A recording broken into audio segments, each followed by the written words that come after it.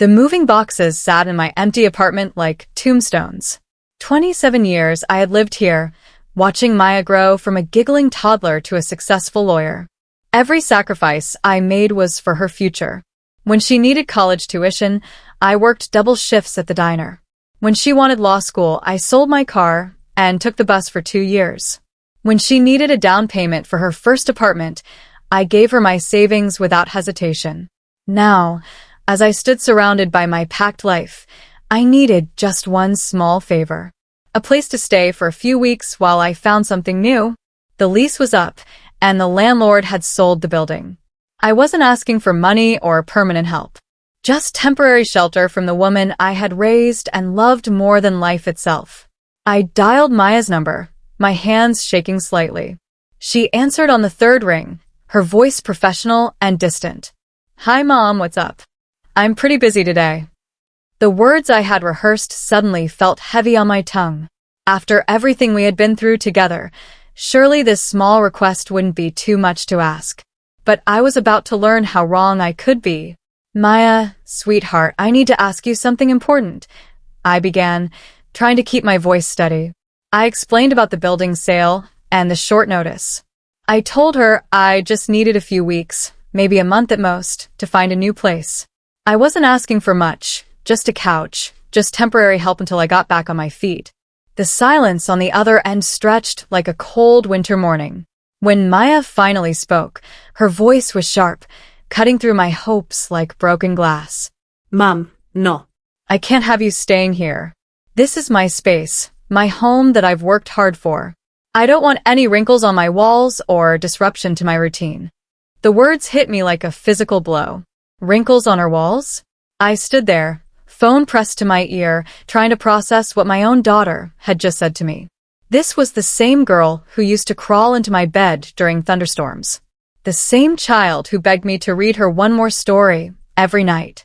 The same young woman who cried on my shoulder when her first boyfriend broke her heart. "Maya, I'm your mother," I whispered, but she had already moved on to explaining why it was impossible, impractical, inconvenient. "I have clients coming over for dinner meetings, Mom. I have a reputation to maintain in my neighborhood. Having you there would just complicate things." Maya's voice carried that tone she used in court, cold, logical, final. "You'll figure something out. You always do." The line went dead. I stared at my phone, watching her name disappear from the screen. The same phone I had bought for her when she started law school. The same number I had called every week to check on her, to offer support, to celebrate her victories and comfort her defeats. I sank onto one of the boxes, feeling suddenly older than my 58 years. The apartment felt smaller now, closing in around me like a trap. Outside, I could hear children playing in the courtyard, their laughter a cruel reminder of happier times when Maya used to play there too.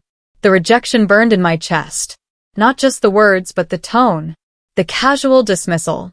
As if I were a stranger asking for charity instead of the woman who had given up everything to ensure she had opportunities one never had. But Maya had no idea who she was really talking to. None of them did. Everyone around us had always assumed I was barely scraping by. The neighbors, Maya's friends, even Maya herself saw me as a simple diner waitress living paycheck to paycheck. They watched me take the bus, wear the same clothes year after year, clip coupons from the Sunday paper. They saw sacrifice and struggle, and they assumed that meant poverty. What they didn't see were the late nights I spent researching, learning, quietly building something that would change everything. While Maya studied law books, I studied something else entirely. While she built her career, I built my future. It started in 2011 when a customer at the diner left behind a newspaper article about something called Bitcoin. Most people thought it was a scam or a passing fad. The customer, a young tech worker, had tried to explain it to me during his coffee refills. "It's digital money," he said. "Could be worth something someday." I didn't understand all the technical details, but I understood opportunity. I had always been good with numbers, good at seeing patterns others missed. So I started small, very small. $5 here, $10 there, whenever I could spare it from my tips. Maya never knew about the second job. I took cleaning offices at night. She never knew about the Bitcoin wallet I had created on an old computer I bought secondhand. For 12 years, I had been quietly, consistently buying Bitcoin. Not much at first, just whatever I could save from my cleaning job. Maya thought I was just working extra shifts at the diner. She never questioned why I sometimes looked tired, why I sometimes fell asleep watching television. She was too busy with her own life to notice mine. I studied everything I could about cryptocurrency. I learned about blockchain technology, about market cycles, about holding during crashes when everyone else was panicking. I watched my small investments grow slowly, then quickly, then dramatically. When Bitcoin hit $20,000, I didn't sell. When it crashed to $3,000, I bought more. When Maya called me crazy for not having a smartphone, I smiled and kept using my old flip phone, saving every dollar for my real plan. The hardest part was staying quiet. When Maya complained about student loans, I wanted to help her immediately. When she stressed about her apartment deposit, I bit my tongue. When she talked about wanting to take a vacation but not being able to afford it, I nearly broke. But I had learned patience. I had learned that sometimes the greatest power comes from silence, from letting people make their own assumptions while you build something they can't see. After Maya hung up on me, I sat in my empty apartment and opened my laptop. The old machine took forever to boot up, but eventually, I logged into my Bitcoin wallet. The number on the screen still took my breath away, even though I checked it every day. $2.7 million. Not in stocks that could disappear with a market crash. Not in a retirement account I couldn't touch. In Bitcoin, ready to be converted to cash whenever I decided. I had become a millionaire while serving coffee and hamburgers, while everyone pitied the poor single mother working 2 jobs. The irony was bitter and beautiful. Maya, who earned 6 figures as a lawyer, who lived in her fancy apartment and drove her expensive car, had just told her millionaire mother that she couldn't spare a couch for a few weeks. I closed the laptop and looked around at my boxes. I didn't need to find a cheap studio apartment. I didn't need to worry about deposits or credit checks or whether I could afford the rent. I could buy a house with cash if I wanted to. I could travel the world, stay in 5-star hotels, eat at the restaurants where Maya impressed her clients. But first, I had a point to make. The next morning, I started apartment hunting.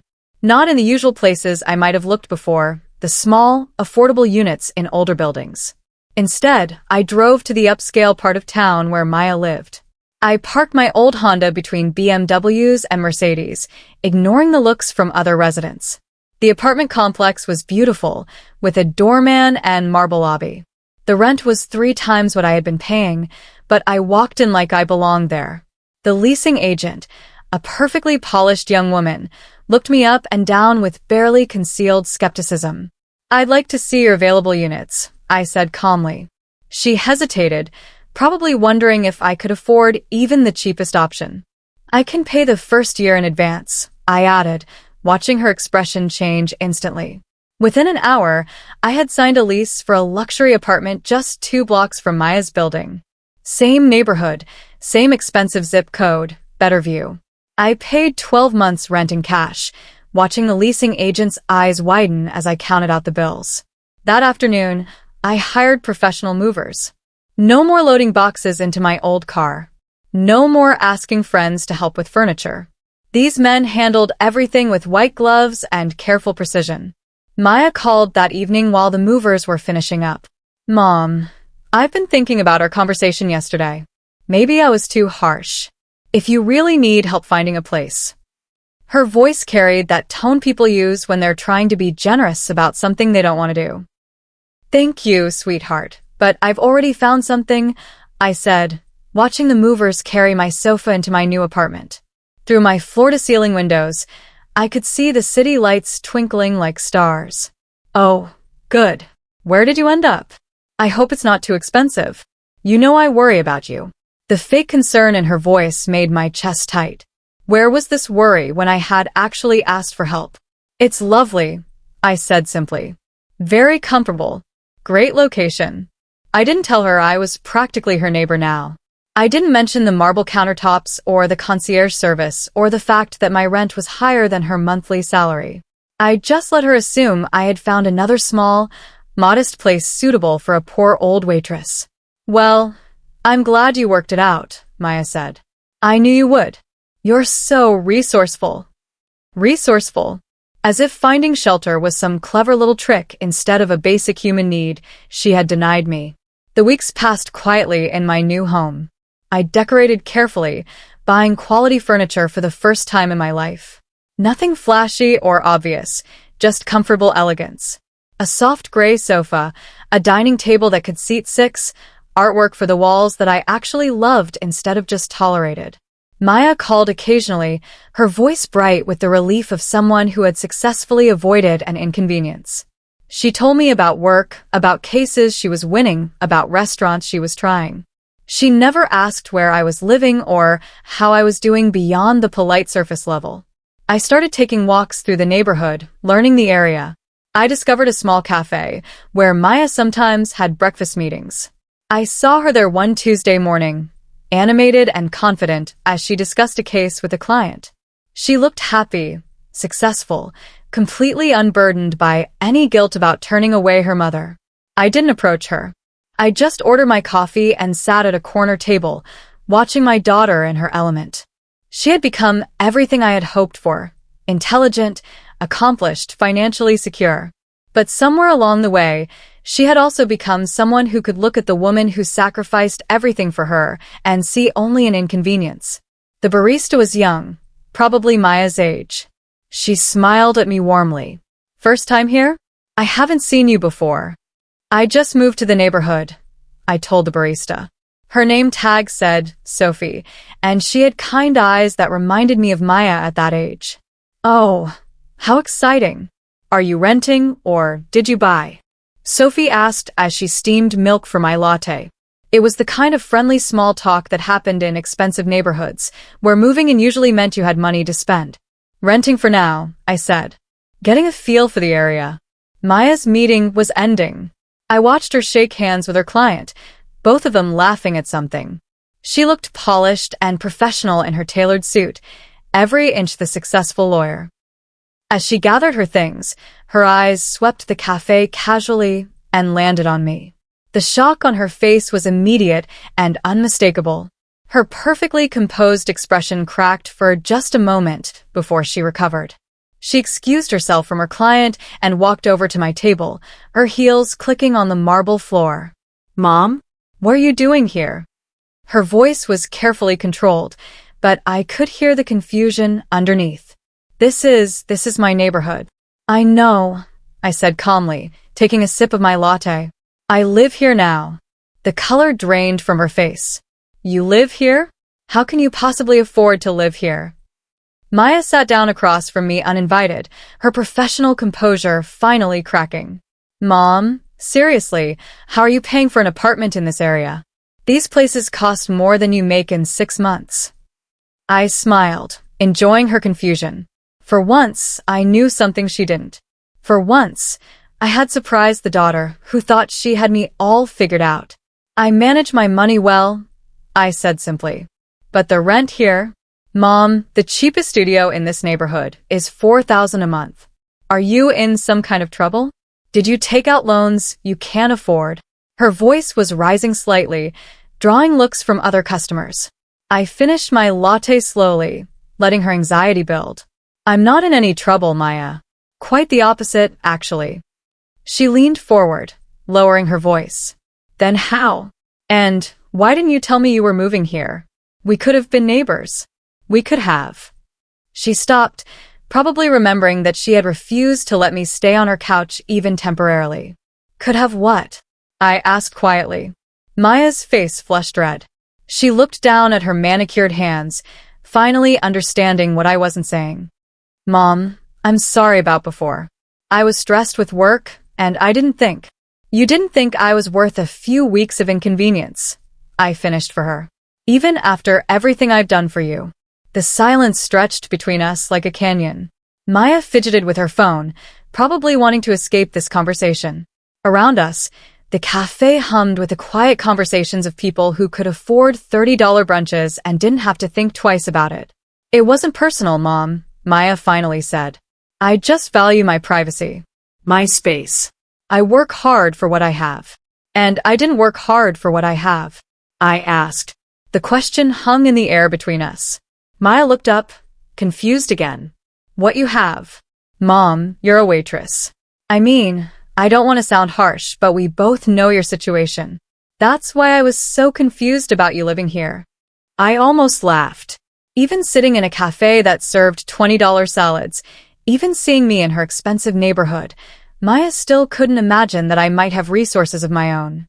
In her mind, I was still the struggling single mother who needed her help, even when she wasn't willing to give it. My situation, I repeated slowly. Tell me, Maya, what exactly do you think my situation is? She shifted uncomfortably. You work at the diner. You live simply.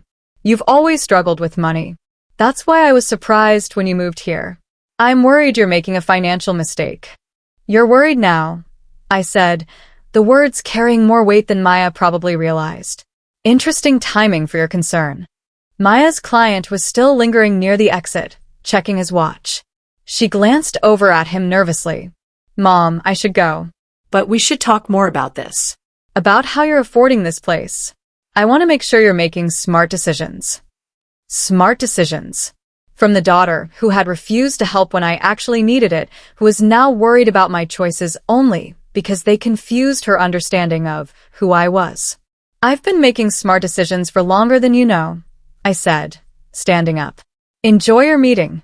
I walked out of the cafe, leaving Maya sitting there with her confusion and her delayed concern. Through the window, I could see her on her phone, probably calling her client to apologize for the delay. Always professional, always in control, except when it came to understanding her own mother. That afternoon, I did something I hadn't done in years. I went shopping. Not at discount stores or clearance racks, but at the boutiques where Maya shopped. I bought a beautiful dress, expensive shoes, a handbag that cost more than I used to make in a month. The saleswoman treated me like a valued customer. No one questioned whether I belonged there or could afford their prices. Money had a way of making you invisible in all the right ways. That evening, I sat on my balcony with a glass of wine, watching the sunset paint the city gold. My phone buzzed with a text from Maya. Mom, I can't stop thinking about our conversation. Can we talk tomorrow? I'm worried about you. Worried about me. The irony was almost funny. She was worried about my financial decisions, but not about the fact that I had asked my own daughter for help and been turned away. She was concerned about my apartment, but not about where I had slept the night she refused me shelter. I didn't respond to her text. Instead, I opened my laptop and checked my Bitcoin wallet again. The market had been good lately. My balance had grown by another $50,000 since I'd last looked. I had spent 12 years building this security in secret, adding to it slowly and steadily while everyone around me assumed I was barely getting by. Even now, living in luxury, Maya couldn't imagine that her waitress mother might be worth more than her lawyer daughter. Tomorrow, I decided it would be time to show her exactly how smart my decisions had been. But not because she was worried about me now. Because she needed to understand what she had really done when she closed her door in my face. The city lights sparkled below me, each one representing someone's life, someone's dreams, someone's struggles. I had struggled too, but I had also planned. I had also prepared. I had also built something that no one could take away from me. Maya showed up at my apartment building the next evening, looking flustered and determined.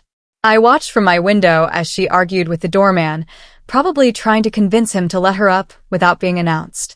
He held his ground. This was the kind of building where protocol mattered. My phone rang. Mom, I'm in your lobby. Can you tell them to let me up? This doorman is being difficult. I'll be right down, I said. I wanted to see her reaction when she realized which apartment was mine. I took the elevator down to the marble lobby, where Maya was pacing impatiently. She wore jeans and a casual sweater, probably thinking she was visiting her mother in some modest little place. Her eyes widened as she took in the crystal chandelier, the expensive artwork, the fresh orchids arranged on polished tables. This is where you're living? She asked, her voice small. Top floor, I said, leading her to the elevator. Great views. The elevator ride up was silent. Maya kept staring at the brass buttons, the mirrored walls, the small seating area. This wasn't an elevator in a regular apartment building. This was luxury housing, the kind of place where monthly maintenance fees cost more than most people's rent. When the doors opened directly into my apartment, Maya's mouth fell open. "This is a penthouse," Maya whispered, stepping into my living room. The floor-to-ceiling windows showed the city spread out below us, like a jeweled blanket.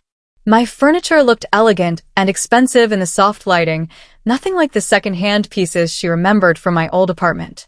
"It's home," I said simply, watching her try to process what she was seeing. Maya walked to the windows, then to my kitchen with its granite countertops and professional-grade appliances. She touched things carefully, as if she were in a museum instead of her mother's home. "Mom, how much is this place costing you?" Her voice was tight with anxiety. "The rent here must be enormous. Please tell me you haven't gotten into debt trying to keep up appearances." Keep up appearances. Even surrounded by evidence that I could afford this lifestyle, Maya still couldn't believe I had earned it honestly. In her mind, I was still the poor mother who must be pretending, must be living beyond my means, must need rescuing from my own bad decisions. "Sit down," I said, gesturing to my beautiful new sofa. "We need to have a real conversation." Maya perched on the edge of the cushion, looking around nervously. "This furniture is gorgeous, but Mom, if you're trying to impress me, you don't need to. I love you no matter where you live." No matter where I lived. But apparently she didn't love me enough to let me live with her, even temporarily. "Maya, what do you think I do with my money?" I asked, settling into my favorite armchair. The late afternoon sun was streaming through the windows, making the room glow golden. "You're a waitress, Mom.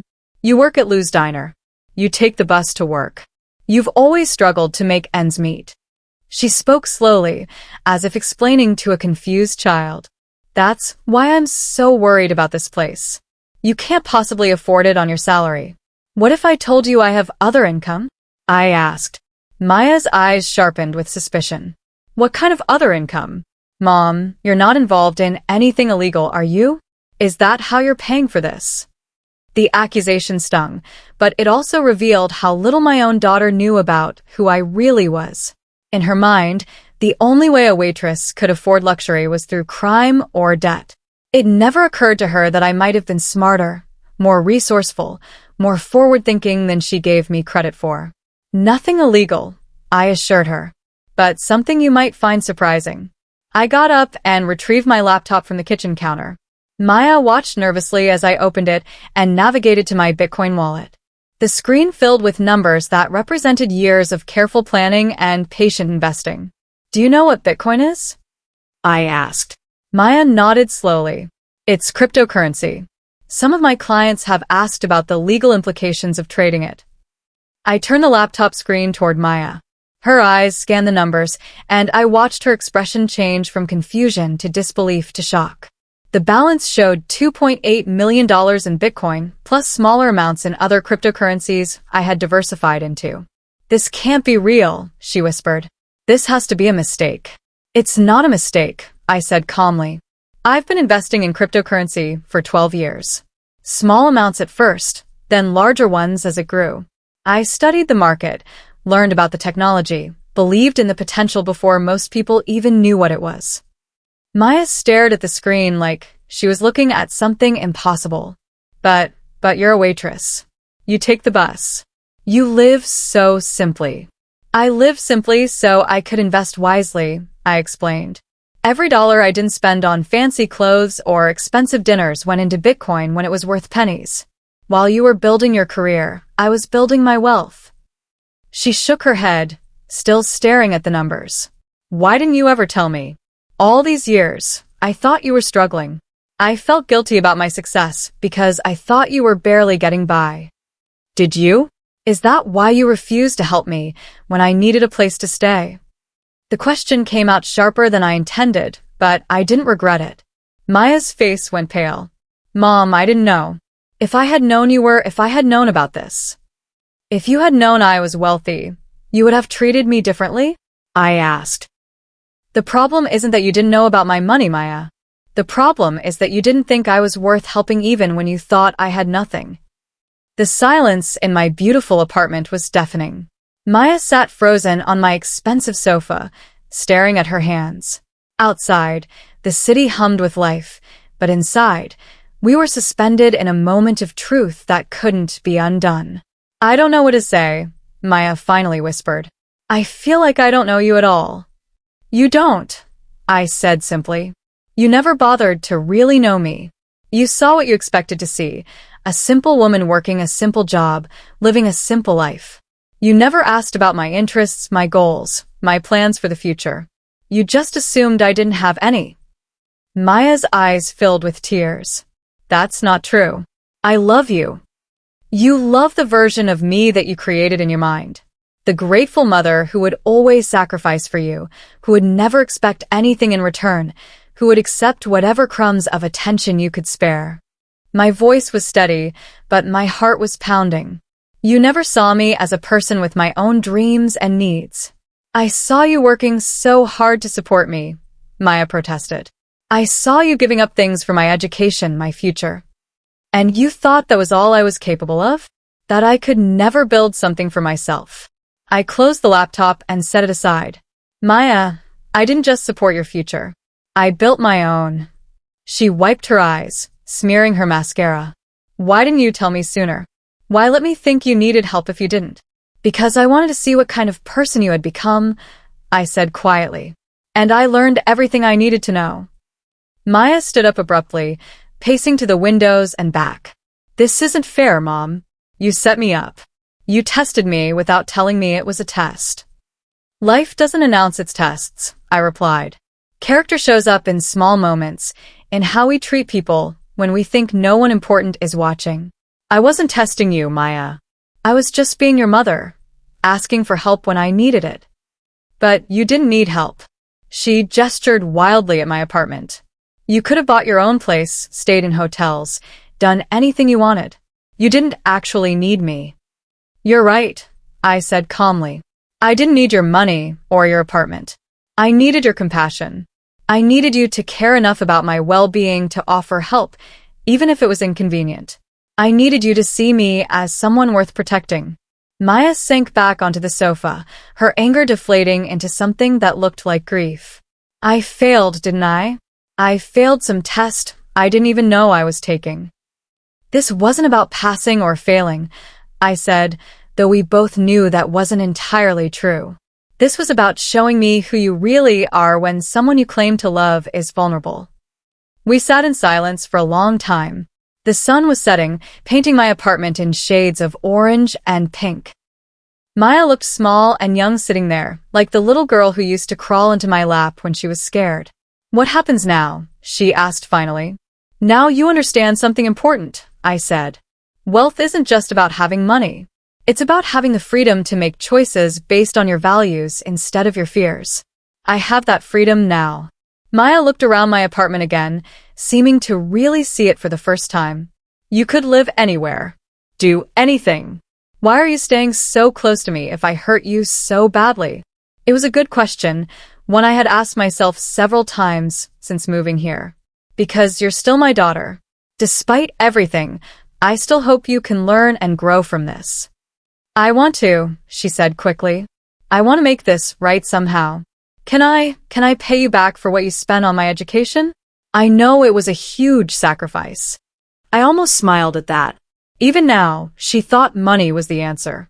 Maya, keeping my wealth secret wasn't about martyrdom or sacrifice. It was about building security for myself while also ensuring you learned to work for what you wanted. Paying me back wouldn't change anything. Then what would? Her voice was small, uncertain. Time, I said.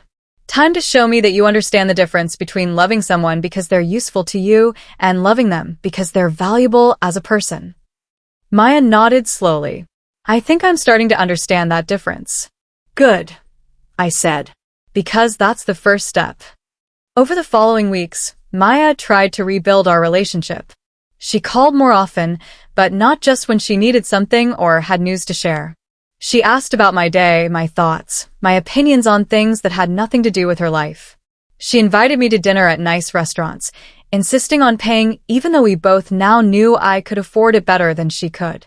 It was her way of trying to take care of me for once, and I appreciated the gesture even if it wasn't necessary. One evening, as we walked through the neighborhood we now shared, Maya said, "I keep thinking about all the times you could have told me about the Bitcoin. All the times I worried about your finances or felt guilty about my success. Would it have changed how you treated me?" I asked. She was quiet for several steps. "Probably. And that's what bothers me most. I should have treated you well because you're my mother, not because of what you could or couldn't afford." "Yes," I said simply. "You should have." We paused at a small park where Maya used to play as a child. The swings moved gently in the evening breeze, and I remembered pushing her higher and higher while she squealed with delight. "I was so focused on building my own life that I forgot you had a life too," she said. "I saw you as this fixed thing, like you would always just be there waiting for me to have time for you." "The hardest part," I said, sitting on one of the park benches, "wasn't that you said no when I asked for help. It was how you said it. Like I was presumptuous to even ask." Maya sat beside me, close enough that I could smell her expensive perfume. "I was protecting myself," she admitted. "My space, my image, my convenience. I wasn't thinking about protecting you. And now?" I asked. "Now I want to learn how to do better." She turned to face me. "Will you teach me? About investing, about planning for the future, about being as smart and independent as you are?" It was the first time Maya had ever asked me to teach her something that wasn't about emotional comfort or family traditions. She was finally seeing me as someone with valuable knowledge and skills, not just unconditional love. "I'd like that," I said. "But Maya, the most important lesson isn't about money. It's about treating people with dignity, regardless of what they can do for you." "I know," she said quietly. "I'm learning that lesson the hard way." We sat in comfortable silence, watching other families in the park. Children ran around while their parents watched protectively, ready to help if someone fell or got hurt. That's what families were supposed to do, protect each other, especially the vulnerable. Maya had forgotten that lesson, but she was remembering it now. 6 months later, Maya surprised me with a visit on a Saturday morning. She looked different, less polished, more relaxed. She wore jeans and a simple sweater, and her hair was pulled back in a casual ponytail. "I have something to show you," she said, pulling out her phone. On the screen was a cryptocurrency app with her own Bitcoin wallet. The balance was small but real. "I started investing," she said proudly. "Just like you taught me. Small amounts, consistent purchases, thinking long-term instead of trying to get rich quick." I smiled, genuinely pleased. "How does it feel?" "Empowering," she said immediately. "Like I'm taking control of my future instead of just hoping everything works out. I understand now why you kept it secret for so long. There's something powerful about building something that belongs only to you." We sat on my balcony with coffee and pastries from the cafe where we'd had our confrontation months earlier. Maya had become a regular there, and Sophie the barista always asked about me when Maya came in alone. "I've been thinking about something," Maya said, setting down her cup. "About the night you called me for help. If you called me today with the same request, I would say yes immediately. Not because I know about your money now, but because I understand better what it means to be family." "I believe you," I said, and I meant it. "But Maya, I hope I never have to test that again." "You won't," she promised. "From now on, I want to be the daughter who offers help before you have to ask for it." As I write this, Maya and I have dinner together every Sunday. Sometimes at her apartment, sometimes at mine, sometimes at restaurants we both love. She tells me about her cases, and I tell her about my investments. We've become friends as well as family. She started volunteering at a legal aid clinic, helping people who can't afford expensive lawyers. "I keep thinking about dignity," she told me last week. About how everyone deserves to be treated with respect, regardless of their bank account. My Bitcoin portfolio has continued to grow, but that's not the real victory. The real victory is watching my daughter become the person I always hoped she could be. The person who understands that wealth without compassion is just expensive loneliness. I still work at the diner sometimes, not because I need to, but because I enjoy it. Lou, the owner, laughs when I show up in designer jeans to serve coffee and eggs. You're the only millionaire waitress I know, he says. Maybe I'm the only millionaire waitress you know about. I reply, and we both laugh. Because that's the thing about assumptions, they're usually wrong. The quiet person next to you might be planning something extraordinary. The simple life might be hiding complex dreams. The woman serving your breakfast might be secretly building an empire, one small investment at a time. Maya learned that lesson the hard way, but she learned it. And now, when she looks at me, she sees not just her mother, but a woman who built her own freedom and chose to share it with the people who earned it. That's the real treasure. Not the money, but the respect it helped me reclaim.